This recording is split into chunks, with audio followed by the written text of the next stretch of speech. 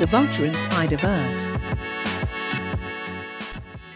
Sony Pictures Animation and Empire have released a first-look photo at classic Spider-Man villain the Vulture in the upcoming animated sequel Spider-Man Across the Spider-Verse. In the photo, the character, Arca, Adrian Toomes, and being played by Lonely Island alum Jorma Taccone, can be seen fighting with Oscar Isaac's Spider-Man 2099/Miguel O'Hara. The character is but one of many villains in the new film, with the main antagonist being Jason Schwartzman's The Spot, who boasts a body covered in multiversal portals. Speaking with the British Film magazine, Christopher Miller says the new film will serve as the Empire Strikes Back of this trilogy. It's darker, grander, and more emotionally rich and complex. People who have seen Across have told us that it feels like the Empire Strikes Back of the Spider-Verse franchise. It shows you worlds you haven't seen, and it's an emotional story that ends in a place where you need to see the third one. So, yeah. This is our Empire. It's a bold claim, but as we already know, this will unfold across 5 different universes and offer more personal challenges for Miles as he rediscovers his place in the multiverse. Kemp Powers, Joaquim dos Santos and Justin K. Thompson direct the new film, which opens in cinemas in early June. Spider-Verse sequel has 5 new universes. Despite all its various characters, the celebrated Spider-Man Into the Spider-Verse essentially took place in one dimension, the world of its hero Miles Morales. Sure, there were glimpses of other worlds, but the story saw variations of Spider-Man from other worlds coming to the one that Miles resides in. That changes with the upcoming sequel Spider-Man Across the Spider-Verse. The new film expands the scope of the Spider-Verse considerably, as the animators and filmmakers try and break new ground where they can. As writer-producer Christopher Miller tells Empire, the first film was about bringing characters into Miles' dimension. This is about Miles heading off into others. That is resulting in a story that spends considerable time in 5 different universes over its runtime. Co-director Joaquim dos Santos says, "Each world is a robust place. We've essentially made 5 films in one. The worlds are Gwen's Earth 65, which boasts a watercolor palette, the India-inspired Mumbattan, Nueva York, which is Oscar Isaac's Spider-Man 2099 home, New London, which is Daniel Kaluuya's Spider-Punk home, and a 5th world being kept tidily under wraps for now." Writer-producer Phil Lord says, "It goes hard. The visuals will be jaw-dropping." Actor Shamik Moore, who plays Miles, says it isn't just the visuals that get upgraded, but the storytelling too. "This story tops the first one. If the sky was the limit last time, the sky is now the floor. We're stepping on it and looking at Jupiter." The new film follows Miles Morales as he is catapulted across the multiverse and encounters a team of spider people charged with protecting its very existence.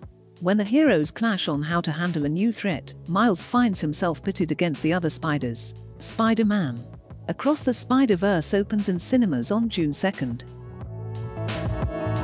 Screenvy beats projections with $44.5 million. Paramount's Screenvy has beaten all projections and pulled in a franchise best $44.5 million opening at the domestic box office, and a further $22.6 million from foreign markets, for a global debut of $67.1 million.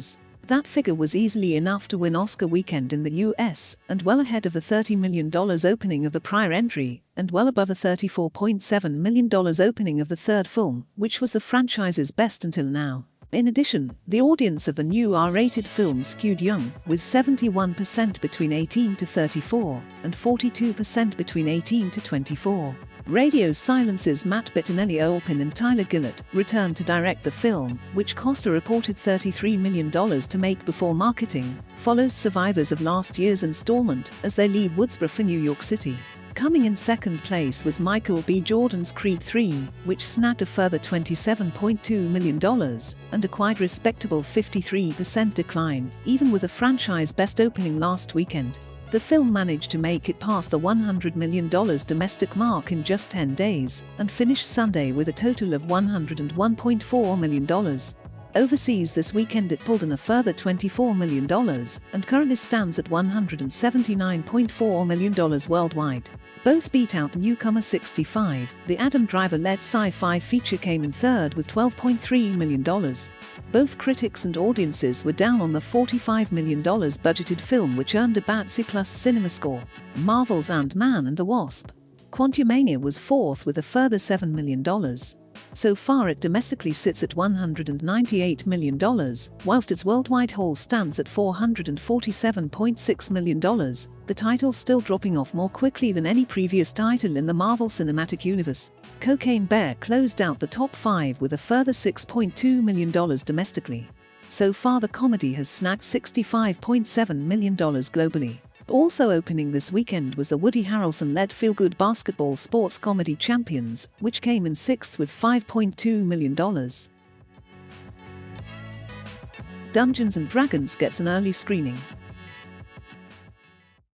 Following its high-profile launch at the SXSW Film Festival on Friday, Paramount Pictures has announced that US Amazon Prime members are set to get exclusive early access to see Dungeons & Dragons: Honor Among Thieves. A one-day-only screening will take place on Sunday, March 19th at 2 p.m. local time at participating theaters nationwide, nearly 2 weeks ahead of the movie's theatrical release. Tickets are on sale now by clicking here.